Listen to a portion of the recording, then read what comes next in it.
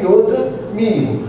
O resultado está aqui, o resultado prático, né? O Campo Mourão hoje paga 50% do que pagava no remédio lá atrás. Ainda há muita gordura para queimar. Mas estou falando do exemplo que aconteceu agora.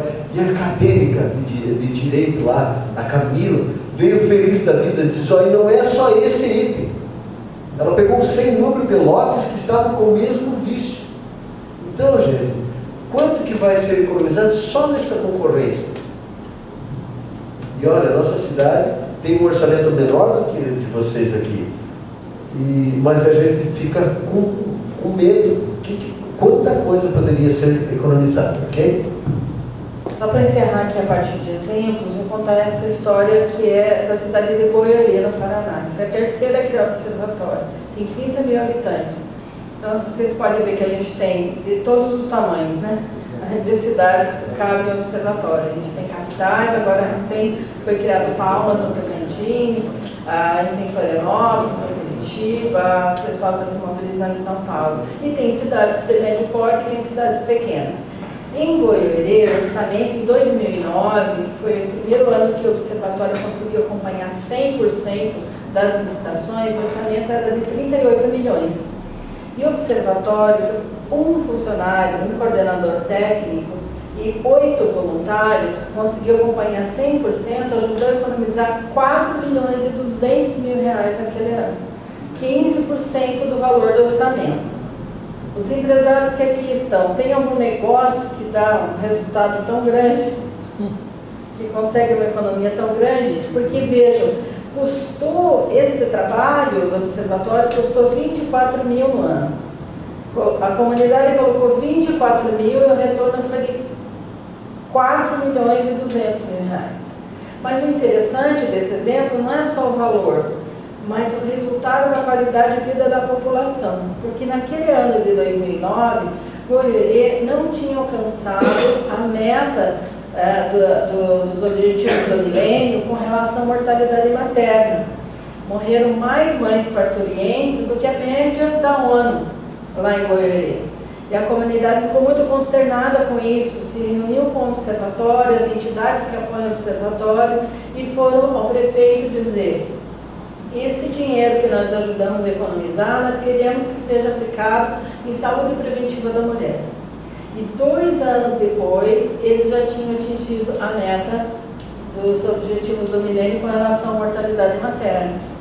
Então, a gente vê que quando a comunidade se une e trabalha junto e faz o dinheiro público render, o nosso dinheiro render, os resultados para a população são muito bons, né?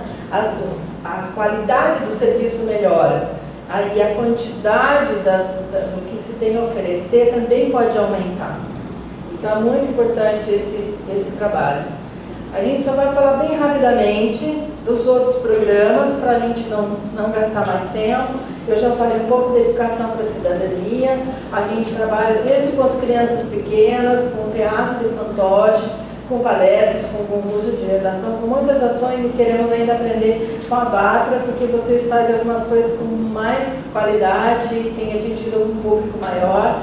Isso é importante nessa rede, porque nessas 96 cidades o pessoal troca ideias, ninguém esconde o jogo, é uma coisa muito linda, assim, porque todo mundo quer contribuir com o outro, né? Então é bem interessante esse trabalho. O trabalho com os conselhos, que eu já comentei, o trabalho especialmente com as micro e pequenas empresas, para inseri-las no hall de fornecedores das prefeituras. Aqui eu havia comentado com vocês que a média, né, de 2, 3 empresas tem saltado para 9 com esse trabalho, em parceria com as associações comerciais, com a Federação da Indústria, com o SEBRAE, disseminando essa ideia e capacitando os empresários. A gente tem aumentado essa média. E é bastante interessante, não só para a prefeitura, mas como para o meio empresarial, né? Que o recurso da prefeitura, que geralmente é um recurso muito vultuoso, fica na cidade, fica circulando no comércio local.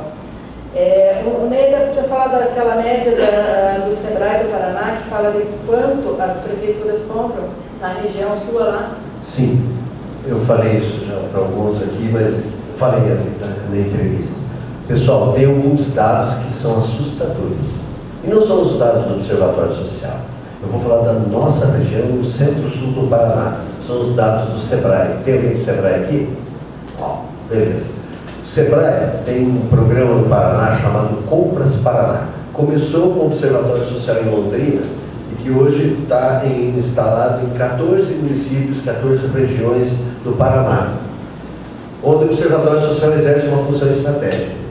Mas o que o SEBRAE trouxe para nós de números? Só as prefeituras da nossa região compram por ano mais de R$1 bilhão. Só que o detalhe é que desse R$1 bilhão, só 30% é fornecido por empresas da nossa região. Ou seja, 700 milhões de reais são fornecidos por empresas que vêm de fora. É o dinheiro do nosso imposto que deveria estar fomentando a economia da nossa cidade, da nossa região, que está indo embora, gente. Então, esse detalhe aqui cria um círculo virtuoso. Porque, primeiro, quando nós levamos mais empresas a participarem, quando o SEBRAE, a Associação Comercial, capacitam mais empresas, especialmente a micro e pequena empresa, nós oxigenamos os processos das licitações e tornamos isso uma concorrência mais saudável. Segundo passo, quando nós colocamos mais licitantes lá, evita aqueles acordos de antessado. Né? Então, esse é o procedimento. Eu falo assim com muito orgulho. Nesse certame que nós mostramos, um tal do carrinho de limpeza lá, de R$20 mil, a água sanitária de R$18, nós levamos 32 empresas a participar do certame. Isso é uma conquista. Agora, essa semana passada, nós batemos esse recorde, foram 37. Então, é esse o círculo virtuoso que a gente consegue. O mais importante é que a Associação Comercial e o SEBRAE fazem a sua parte, nós também fazemos a nossa parte, porque cada vez que a Prefeitura publica um edital, nós cadastramos esses editais e mandamos gratuitamente para as empresas da nossa rede. O empresário não precisa ir lá na Prefeitura, ele recebe no seu e-mail, na sua caixa postal, o trabalho que o Observatório faz gratuitamente, ok? Eu havia comentado com vocês que a cada 4 meses o Observatório torna público o que trabalho realizou, né, naquele período. Então, é por meio do nosso, que nós chamamos de relatório quadrimestral. Você faz um evento como esse, diz, olha, tantas licitações aconteceram, nós fizemos isso, a resposta foi essa, não foi aquela, ou não houve resposta, para que a comunidade acompanhe, para que a mídia também conheça o trabalho. Isso sai tudo do nosso sistema informatizado, né? Os observatórios cadastram no sistema e automaticamente gera o relatório. Nós trabalhamos também com os indicadores da gestão pública, que é um trabalho inédito no Brasil. Nós não vamos dar uma aula sobre isso, só vou comentar rapidamente. Nós trabalhamos com os dados oficiais que estão no site da Secretaria do Tesouro Nacional, e foi o que o Ney comentou, que a gente não achou o balanço aqui da Prefeitura nem de 2014, nem de 2013. É por esse site que a gente busca essas informações e cria os indicadores para saber quanto que a Prefeitura está investindo em cada área de governo, por exemplo, na educação, 25% que deve investir, e quanto que isso está impactando na qualidade da educação, no índice de evasão escolar, no índice de repetência, e assim em todas as outras áreas, na saúde, na segurança, no emprego. Então é bem interessante, vale um dia quem tiver interesse, a gente discutir isso. Para as universidades muito interessa esse trabalho, né, de indicadores, trabalhar o pessoal da área de economia, da área de contábeis, é bem interessante esse trabalho, da área de administração. Aliás, o Observatório Campo de Estágio regulamentar para as universidades, nós temos vários projetos de extensão assinados. Então, os alunos que querem cumprir o seu estágio de 300, 400 horas podem fazer isso no observatório. São várias as atividades, a gente não vai poder falar tudo hoje, né? Então, dos indicadores, nós temos um site que está no nosso portal, onde tem já os dados de todas as cidades onde tem observatório. Inclusive, já de Bauru já deve estar lá alguns dados já para vocês poder buscar, e a gente tem orientações para o uso desses indicadores. Então, a nossa sede do Observatório Social do Brasil é em Curitiba. Nós fazemos o apoio técnico e capacitação para todos os observatórios. Nós desenvolvemos esse programa de capacitação com a parceria com a CGU, a Controladoria Geral da União, com os Tribunais de Contas, com o Ministério Público, que são grandes apoiadores, e temos alianças estratégicas com o Conselho Federal de Contabilidade, com a AB, com o Sindifisco Nacional, com a Associação dos Funcionários do Banco do Brasil. Então, são muitas as organizações que apoiam esse trabalho, que ajudam em cada cidade. Agora, nós estamos saindo do forno agora nosso acordo de cooperação com a Controladoria Geral da União. Nosso presidente vai estar em Brasília agora dia 30, assinando com o ministro esse acordo. Então, todos os estados onde tem escritório da CGU e tem observatórios vão fazer um trabalho conjunto, com o apoio à capacitação desses servidores especiais aí da CGU. Nós temos uma carta de identidade que está no folder que vocês receberam. São 10 os nossos mandamentos, que é um resumo do nosso código de conduta. A gente não vai ler isso, vocês podem ler. A gente sempre destaca os 2 primeiros, que é a não filiação partidária de nenhum membro do observatório e a ampliação da participação. O maior número de entidades que representam a comunidade, que estejam no observatório, se fazendo presentes, cobrando as ações, integrando esse trabalho. E nós também acabamos de inaugurar, nós fizemos o nosso 6º Encontro Nacional em Brasília, no final do mês de março, e lá nós fizemos o lançamento do nosso sistema de franquia social. Então, todos os observatórios passarão a ser agora franqueados. É um sistema de franquia social, não é comercial, não tem fins de lucro, é justamente para nós garantirmos, assegurarmos a manutenção do padrão de trabalho dos observatórios, da metodologia que foi certificada pela Pricewaterhouse. Então, nós vamos trabalhar agora e a Bárbara será também a nossa unidade franqueada em Bauru, para que a gente mantenha todo o padrão de trabalho e dá credibilidade para todas as entidades que nos apoiam e saber que em qualquer lugar do Brasil que se cria um observatório, ele vai seguir o mesmo padrão de seriedade, de metodologia, de técnica. É por isso que nós estamos fazendo esse trabalho. Aqui nós temos aqui o nosso site, osbrasil.org.br, onde vocês vão encontrar muitas informações, orientações, documentos e os vídeos. Nós temos inúmeras matérias na televisão, vários vídeos de capacitação dos observatórios, que você está disponível para qualquer pessoa que queira acessar. Os nossos mantenedores do Observatório Social do Brasil são do Paraná, onde é a nossa sede. Então, a Cooperativa de Crédito Cicobi, a Federação das Indústrias do Paraná, a Federação das Associações Comerciais, o Sistema das Cooperativas, a Federação do Comércio, o Instituto Proia, 041, que é uma produtora de vídeo que faz todos os nossos vídeos gratuitamente. Nós também lançamos na Brasília a TV USB. Nós vamos ter um programa, a princípio mensal, e à medida que a gente tenha mais recursos, ele será também semanal. É um programa de educação e divulgação dos trabalhos, nossa TV USB. E temos o patrocínio do SESI, somos também signatários do Pacto Global. Esses são os outros apoiadores em nível nacional, já são umas 3 telas, porque a cada novo estado que se abre o observatório, também os parceiros daquele estado se integram a esse trabalho. Então, aqui a gente tem apenas alguns. E vamos encerrar então o nosso trabalho. Eu vou pedir então ao Ney para fazer esse encerramento.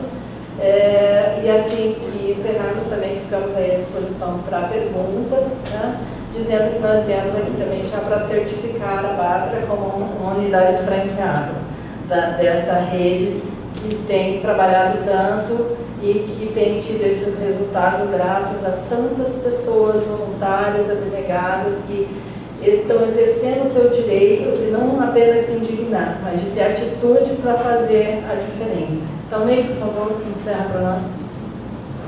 Vou pedir licença para vocês, porque às vezes a gente tem que ficar um pouco mais à vontade, porque na verdade nós precisamos nos desenvolver. Nos desenvolver. E eu vou, talvez até abandone esse microfone, para poder ter um pouco mais de mobilidade. Desculpe, por favor. Mas eu vou começar fazendo uma pergunta para vocês. Talvez todos nós já nos fazemos. Qual é a cara que nós queremos para o nosso país? Qual é o legado que nós vamos deixar da nossa geração para os nossos filhos, para os nossos netos? Daqui a 30, 40 anos, qual é a história que vai estar escrita da nossa geração, da nossa passagem? Que respostas nós vamos encontrar nos livros de história a essas mazelas todas que nós vemos por aí? Vou um pouco mais para o lado espiritual. O universo todo, o mundo todo está vendo tantas coisas acontecendo. E parece que existe uma energia, uma sede, uma vontade de ver que as coisas mudem, que a gente volte a cumprir o propósito divino, de vivermos o amor na intensidade, na sua essência. Todos nós queremos, mas por que não agimos? Todos nós sabemos o que está acontecendo, mas então o que é isso que não está permitindo que a gente faça com que as coisas mudem? Normalmente a gente fala corrupção. O Brasil não é privilegiado por isso. Corrupção sempre existiu na história da humanidade.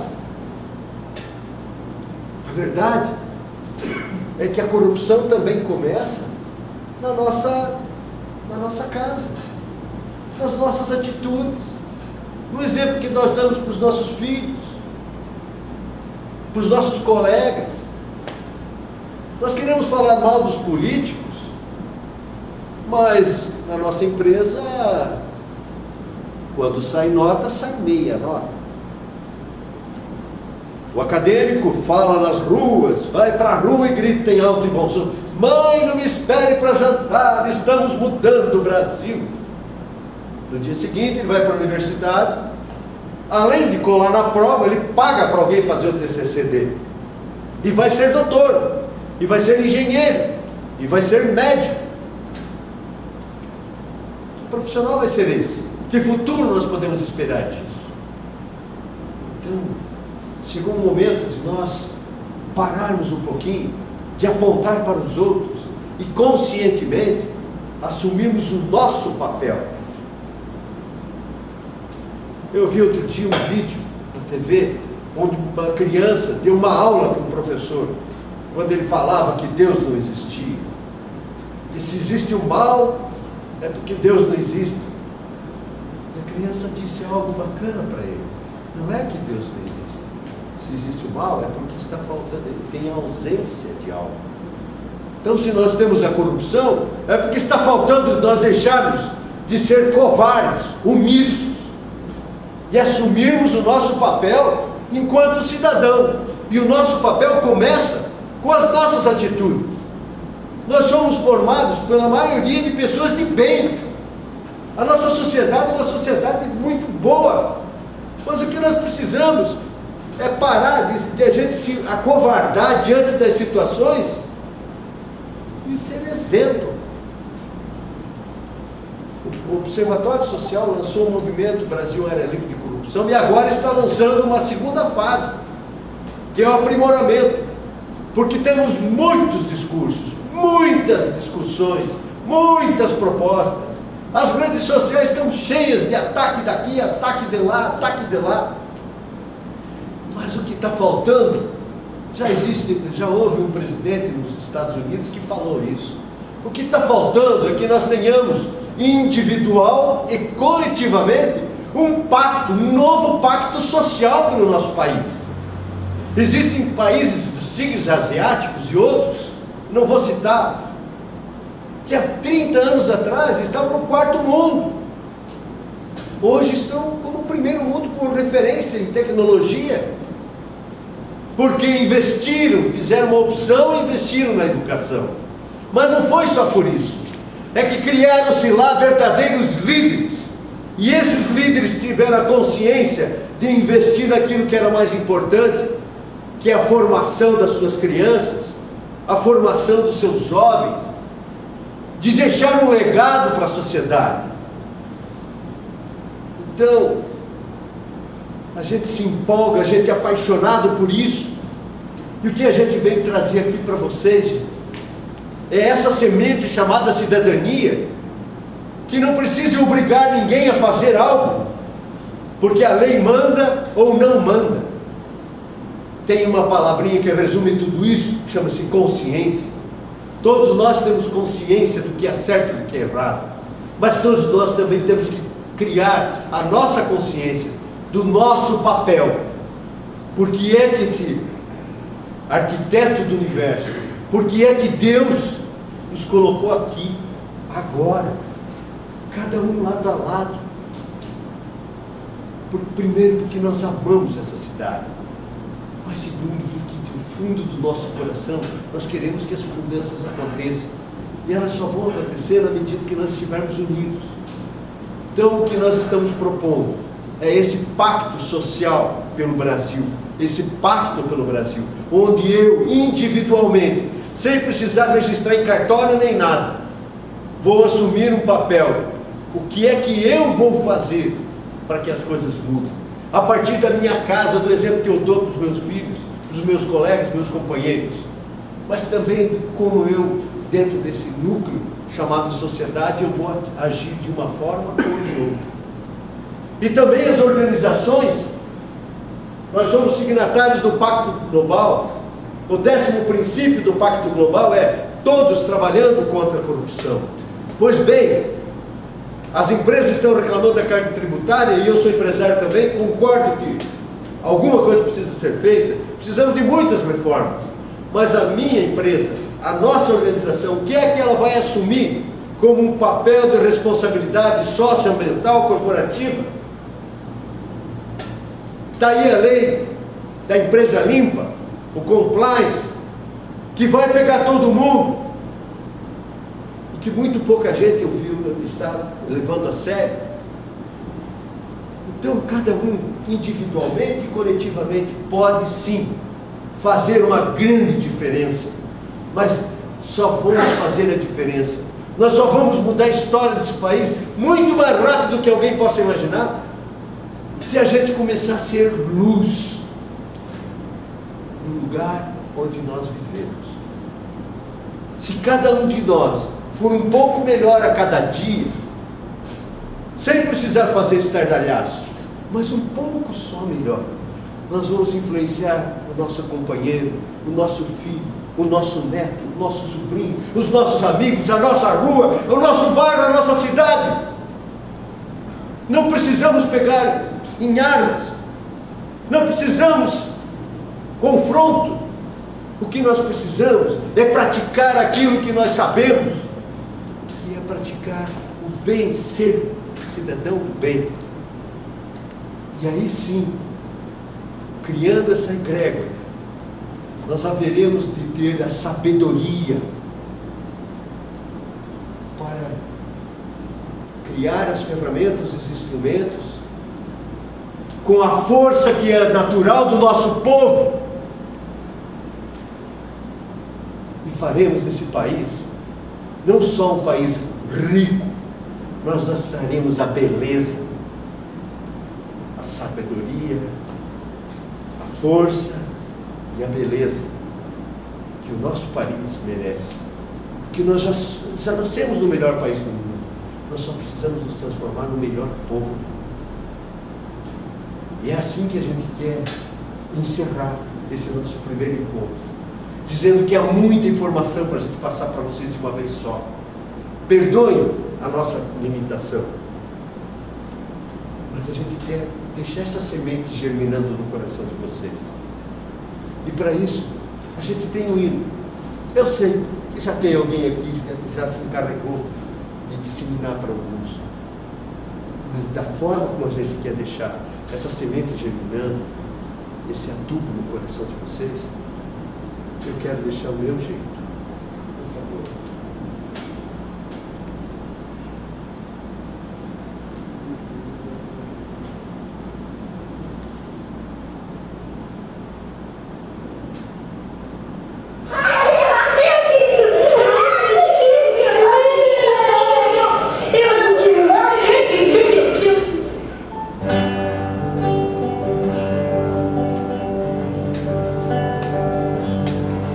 É tão triste eu caminhar pela cidade, ver de perto a realidade que atravessa essa nação.